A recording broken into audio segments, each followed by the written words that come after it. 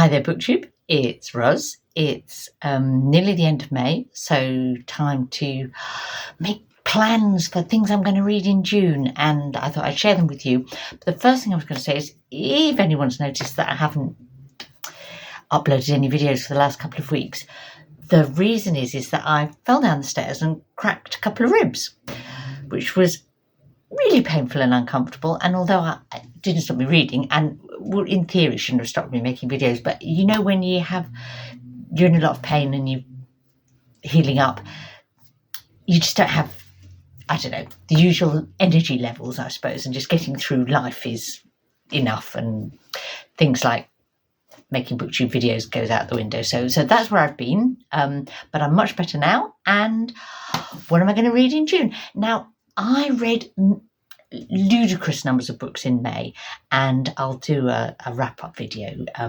soon about that.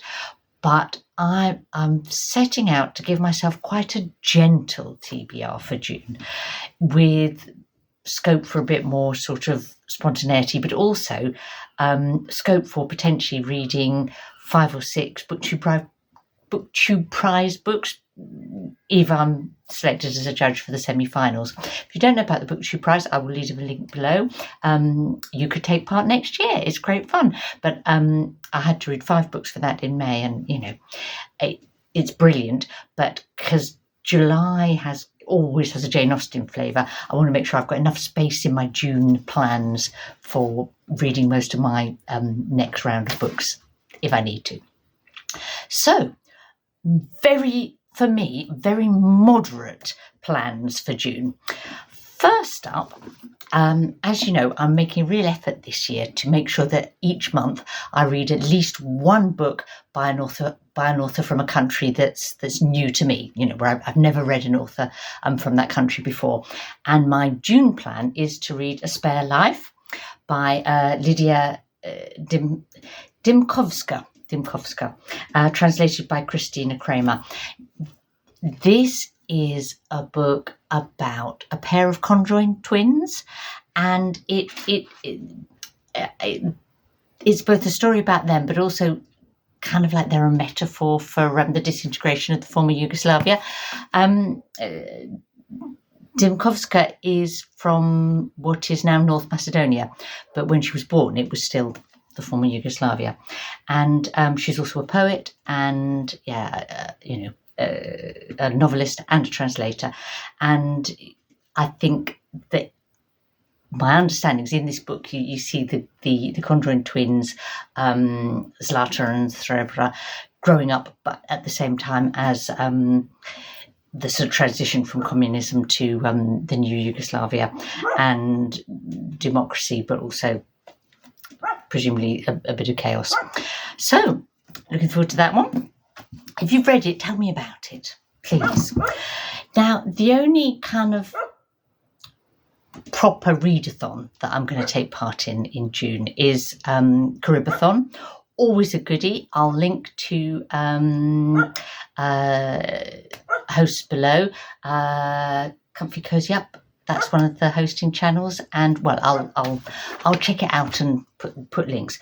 But the book I'm going to read for that, and I'm only planning on one, is When We Were Birds, and that's by Ayanna, Lloyd, Banwo. It's quite a new book. You know, this one's a slightly older one, backlist, but this came out in 2022, and then the paperback just came out, just weeks ago, I think. And Banwo is a writer from Trinidad, and do you know, I've read several really good books from Trinidad and Tobago in the last couple of years. For quite a relatively small place, small population, produces some incredibly good writers. Let's think of a couple of others. Love After Love, Ingrid Persaud, that was brilliant. The Mermaid of Black Conch by Monique Roffey, I love that. Anyway, I'm looking forward to this one. It's it says it's a love story, a ghost story, a house as old as memory, a city as slippery as a labyrinth, an island as wild and deep as a continent, and 2 young people carrying the fate of it all on their shoulders. I think it's going to have a little bit of magic in it, but also kind of some a bit of kind of crime and detection. It sounds really interesting. Again, if you've read it, I would love to hear more. That's my own formal readathon, but June is Pride Month. Now, actually, in Brighton, we have Pride in August, but nevertheless, I thought I'd get on the Pride Month bandwagon and use it as an excuse to read a book that I've been meaning to read for a couple of years, and that's Love and Other Thought Experiments by Sophie Ward. I've heard had a number of people kind of really enthused about this book when it came out. It's from 2020.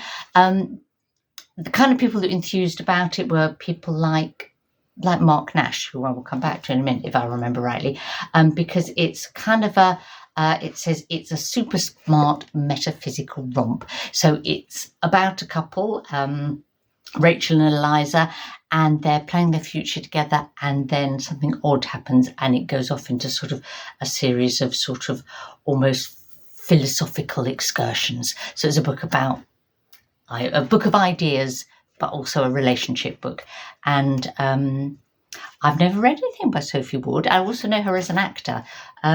So I'm looking forward to that. Thinking of Marc Nash, another thing I'm going to read this month and finally get to, which I've been meaning to for a couple of months, but one thing and another's got in the way. I'm going to read his new book. This one, it's kind of like Dinky, isn't it? It's called Death of the Author in Triplicate. And as I say, it's by BookTube's own Marc Nash. Knowing Marc, it will be a little bit challenging but interesting to read. It will have lots of interesting games with language, lots of ideas, and be, I think, a bit about almost like he's fascinated by the idea of what is the novel and what is the author, and yeah, I will report back. Okay. For my in real life book group, I'm going to read The Mercies by Kiran Harwood. It's historical fiction set in sort of a remote part of Scotland, Scottish Island, I think, and all the men are killed off in a fishing disaster. And then this strange chap turns up with his daughter and starts accusing people of being witches, I think. So sounds fun. Again, if you know it, let me know. It's another one that's from 2020, I think, and I've been meaning to read for a while, so I'm happy that my book group chose it. Having trouble with my words, aren't we? Must be the gin has gone to my head. Short slurp. So that's all my definite plans. Plus, I'll be reading another bit of Aurora, Leigh by Elisabeth Barrett Browning, because I'm reading sort of one section a month at the moment, and another of Chaucer's Canterbury Tales. It'll be the Franklin's Tale this month, and then I'm leaving space for, as I say, 5 or 6 potentially BookTube prize books for the semi-final round. But if I'm not picked as a judge, then suddenly I will have all this open space in my month's reading and can spontaneously pick stuff from the library or from my long-term pile on my Kindle of things that I've meant to read and haven't. So it's a win-win situation. I hope you're planning a lovely June of reading, and I hope it's as sunny and lovely where you are as it is in Brighton today. Roll on June.